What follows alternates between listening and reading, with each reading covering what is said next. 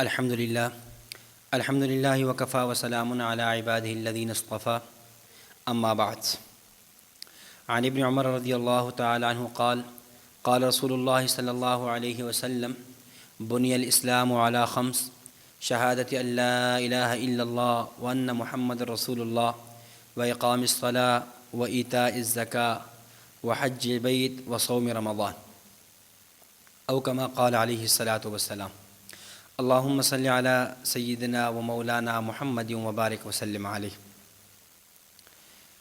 حضرت عبداللہ بن عمر رضی اللہ تعالیٰ عنہ سے مروی ایک روایت جو امیر المؤمنین فی الحدیث امام محمد بن اسماعیل بخاری رحمۃ اللہ علیہ نے اپنی صحیح بخاری میں اور امام مسلم نیشاپوری رحمۃ اللہ علیہ نے اپنی صحیح مسلم میں اور اس طرح دیگر کئی محدثین نے اس حدیث کو اپنی کتب میں نقل کیا ہے۔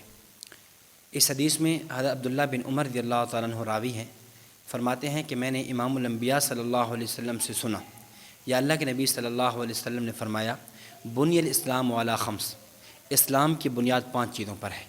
نمبر 1 شہادت اللہ الہ الا اللہ، نمبر 1 اس بات کی گواہی دینا کہ اللہ کے علاوہ کوئی معبود نہیں اور محمد مصطفیٰ صلی اللہ علیہ وسلم کے اللہ کے آخری نبی ہیں، آخری رسول ہیں۔ نمبر 2 اقام الصلاۃ، نماز کا قائم کرنا۔ نمبر 3 ایتاء الزکاۃ، زکوٰۃ کی ادائیگی۔ نمبر 4 حج البیت، بیت اللہ کا حج کرنا۔ اور نمبر 5 صوم رمضان، رمضان المبارک کے روزے۔ تو اسلام کی جو بنیاد ہے جسے ہم کہتے ہیں ارکان اسلام، وہ 5 چیزیں ہیں۔ تو آج جو ہمارا عنوان ہے یہ درس حدیث کی مناسبت سے، وہ دوسری چیز ہے اور وہ ہے زکوٰۃ۔ تو اللہ رب العزت نے زکوٰۃ کی آپ اہمیت کا اندازہ اس بات سے لگا سکتے ہیں کہ قرآن کریم میں اللہ تعالیٰ نے 32 مقامات پر صلاۃ اور زکوٰۃ کو اکٹھے بیان فرمایا ہے۔ واقیم الصلاۃ وآتوا الزکاۃ، اقامت الصلاۃ، ایتاء الزکاۃ، واقیم الصلاۃ وآتوا الزکاۃ وارکعوا مع الراکعین، یقیمون الصلاۃ ویؤتون الزکاۃ۔ اس طرح کئی آیات مبارکہ کے اندر اللہ رب العزت نے ذکر نماز کو اور ذکر زکوٰۃ کو اکٹھا کیا ہے۔ اس سے اہمیت کا اندازہ ہوتا ہے کہ زکوٰۃ کی اہمیت کس حد تک ہے۔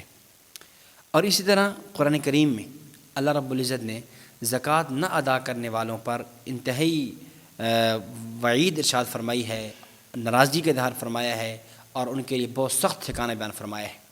سورۃ التوبہ 10واں پارہ، اللہ تعالیٰ فرماتے ہیں والذین یکنزون الذھب والفضہ لا ينفقونها فی سبیل اللہ، جو لوگ سونے اور چاندی کو خزانہ بنا کر جمع کرتے ہیں، ولا ينفقونها فی سبیل اللہ، اور ان کو اللہ کے راستے میں خرچ نہیں کرتے، فبشرہم بعذاب علیم، ایسے لوگوں کو جہنم کے دردناک عذاب کی بشارت دے دو، جہنم کے دردناک عذاب سے ڈرو۔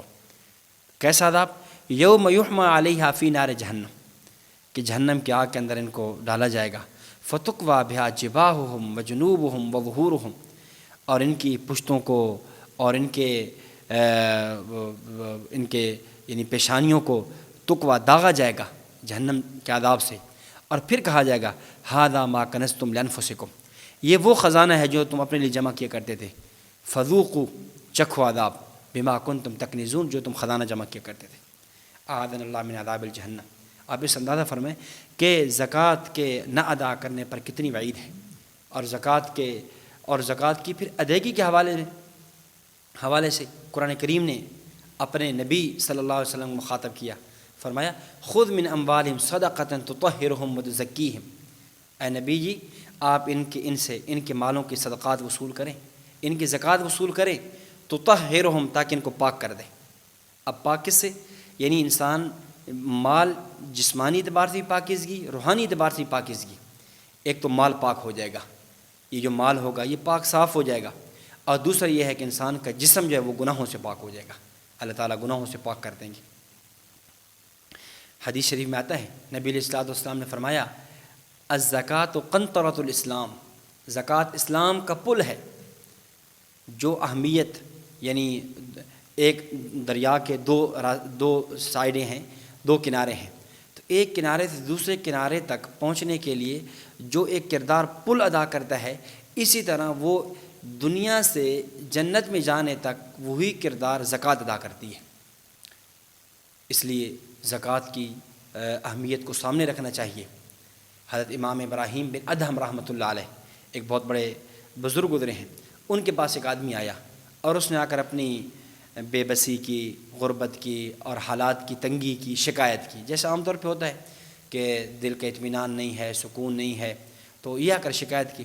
تو امام ابراہیم ادھم رحمۃ اللہ نے فرمایا کہ آپ ایسا کریں کہ جو چیز کھلی ہوئی ہے اس کو بند کر دو، اور جو چیز آپ نے بند کی ہوئی ہے اس کو کھول دو۔ وہ سائل حیران ہوا، سائل نے کہا حضرت میں آپ کا جواب سمجھا نہیں ہوں، آپ کیا فرمانا چاہتے ہیں؟ فرمایا میرا مقصد یہ ہے کہ جو چیز آپ نے کھولی ہوئی ہے اس کو بند کر دیں۔ آپ نے اپنی زبان کو کھولا ہوا ہے، اس زبان سے غیبت ہے، جھوٹ ہے، بدگوئی ہے، فحش کی باتیں ہیں، یہ جو زبان ہے نا آپ اس کو بند کر دیں، اور جو چیزیں آپ نے بند کی ہوئی ہے اس کو کھول دیں۔ یہ جو آپ نے اپنے ہاتھوں کو بند کیا ہوا ہے، اس ہاتھوں سے آپ صدقات نہیں دیتے، زکوٰۃ نہیں دیتے، فقراء کا خیال نہیں کرتے، اس کو کھول دو۔ اگر ان دو باتوں کا اہتمام کرو گے اللہ تعالیٰ آپ کے حالات کو درست فرما دیں گے۔ اس لیے آج ضرورت ہے دو باتوں، ان دو چیزوں کی، خاص طور پر رمضان المبارک کی ان مقدس گھڑیوں میں ہم اپنی زبان پہ کنٹرول کریں۔ زبان سے بہت سے گناہوں کی جو بنیاد ہے وہ زبان ہے۔ اس لیے حدیث شریف میں آپ علیہ السلام نے فرمایا من ومن ما بین لحیئی و فخذی اضمن له الجنہ، تم مجھے دو چیزوں کی تم مجھے گارنٹی دے دو، ضمانت دے دو۔ ایک ان دو جبڑوں کے درمیان زبان کی کہ زبان غلط استعمال نہیں ہوگی، اور ایک ان دو رانوں کے درمیان شرمگاہ کی کہ شرمگاہ کا استعمال غلط نہیں ہوگا۔ اضمن له الجنہ، تو میں ایسے آدمی کو جنت کی ضمانت دے دوں گا۔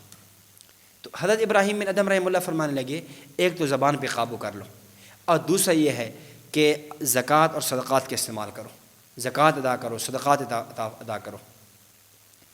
ایک حدیث شریف میں آتا ہے آپ علیہ السلام نے فرمایا کہ ان الصدقہ تطفئ غضب الرب وتدفع میتۃ السوء، کہ صدقات کے کیا فائدے ہیں؟ دو فائدے بیان فرمائے۔ نمبر ایک، اللہ رب کی ناراضگی کو دور کرتا ہے، رب کا غصہ جو ہے وہ ختم کرتا ہے، اور نمبر دو، برے خاتمے سے انسان کو محفوظ کرتا ہے۔ اور ایک حدیث میں فرمایا آپ علیہ السلام نے فرمایا، صحیح ابن خزیمہ میں یہ روایت موجود ہے، من ادا زکوٰۃ مالہ فقد ذہب عنہ شر، جس آدمی نے اپنے مال کی زکوٰۃ ادا کر لی فقد ذہب عنہ شر، اس سے اس کا شر ختم کر دیا گیا۔ یہی وجہ ہے انسان اگر زکوٰۃ و صدقات کا اہتمام کرتا رہے اللہ رب العزت بڑھا چڑھا کر عطا فرماتے ہیں۔ قرآن کریم 30 پارے میں فرمایا مثل الذین ينفقون اموالهم فی سبیل اللہ کمثل حبۃ انبتت 7 سنابل فی کل سنبلۃ 100 حبہ، اللہ کے راستے میں خرچ کرنے کی مثال ایسے ہے جیسے تم دانہ بوتے ہو، تم گندم لگاتے ہو، ایک دانہ بوتے ہو، اس سے ایک سٹہ نکلتا ہے، اس سے ایک بالی نکلتی ہے، اس ایک بالی اور سٹے میں کتنے دانے ہوتے ہیں، تو تم ایک دانہ دیتے ہو، یہ زمین تمہیں ایک میں فی کل سنبلت میں 100 حبہ، یعنی ایک دانے کے برابر بدلے میں تمہیں 100 دانے ملتے ہیں۔ فرمایا اسی طرح، یہ تو سمجھانے کے لیے ہے، تم 1 روپے اللہ کے راستے میں خرچ کرو گے ہم کئی گنا بڑھا کے دیں گے، اور پھر واللہ یضاعف لمن یشاء، اللہ کتنا بڑھا دے گا اس کے انسان کے وہم و گمان میں بھی نہیں ہے۔ اس لیے پھر رمضان المبارک کے مہینے میں تو پھر ایک کے خرچ کرنے پر 70 گنا ثواب بڑھ جاتا ہے، جس طرح آپ کے نوافل کا، روزے کا، ان چیزوں کا 70 گنا بڑھ جاتا ہے، اس طرح اس کا بھی اتنے گنا بڑھا دیا جاتا ہے۔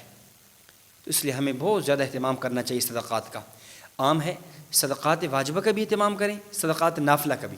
واجبہ جیسے ہمارے اوپر زکوٰۃ واجب ہو جائے، یا اسی طرح عشر ہے گندم کا یا کسی بھی فصل کا عشر نکالنا ہے، یا رمضان المبارک کے اخیر میں عید الفطر میں عید کی نماز پڑھنے سے پہلے صدقہ فطر کی ادائیگی ہے، تو یہ تو واجبہ ہے، اس کا اہتمام تو کرنا ہی چاہیے، تو ضروری ہے۔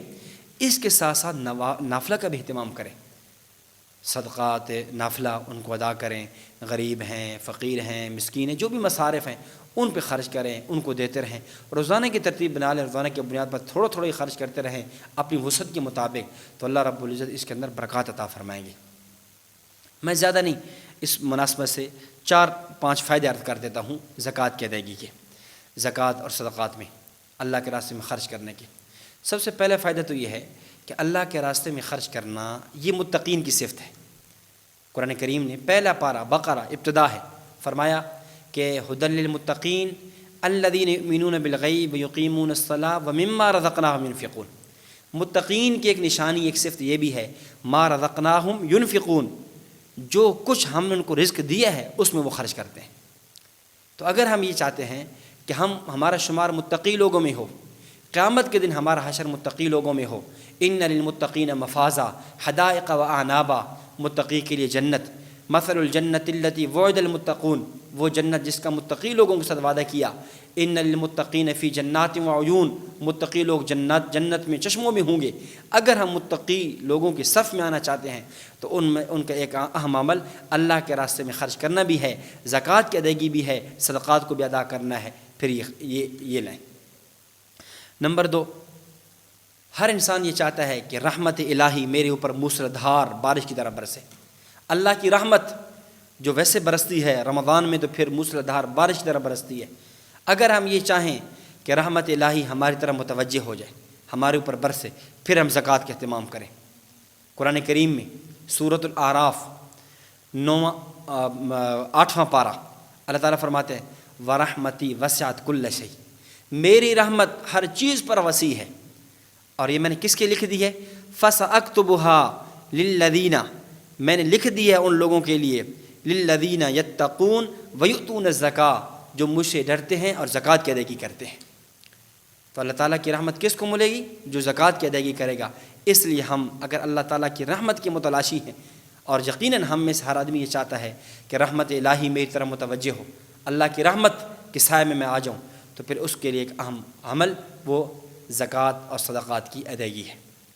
اور نمبر 3، کامیابی کا طریقہ، کامیابی کا وسیلہ، کامیابی کا ذریعہ۔ ہر انسان کامیاب ہونا چاہتا ہے، ہر بندہ چاہتا ہے میں کامیاب ہو جاؤں۔ اگر ہم کامیابی چاہتے ہیں تو کامیاب ہونے کا طریقہ جو قرآن کریم سورۃ المؤمنون 18ویں پارے کے شروع میں بیان فرمایا، قد افلح المؤمنون، مومنین کامیاب ہو گئے۔ مومن کون ہے؟ آگے فرمایا والذین هم للزکاۃ فاعلون، مومن وہ لوگ ہیں جو اپنے مالوں میں زکوٰۃ ادا کرنے والے ہیں، اور وہی کامیاب ہیں۔ تو اگر کامیابی چاہتے ہیں تو تب بھی کیا ہوگا؟ زکوٰۃ کی ادائیگی کرنی ہوگی۔ اور نمبر 4، مال میں برکت۔ ہر آدمی چاہتا ہے میرے مال میں برکت ہو۔ لوگ آتے ہیں دعاؤں کے لیے درخواست کرتے ہیں کہ دعا کریں حضرت ہمارے مال میں برکت ہو جائے۔ تو بھئی اگر مال میں برکت چاہتے ہو تو قرآن نے ایک ضابطہ دیا، ما عندکم ینفد وما عند اللہ باق، جو تمہارے پاس مال ہے یہ ختم ہو جانا ہے، جو تمہارا مال اللہ کے پاس جا چکا ہے وما عند اللہ باق، یہ باقی رہنا ہے، یہ نہ ختم ہونے والا ہے، یہ برکت۔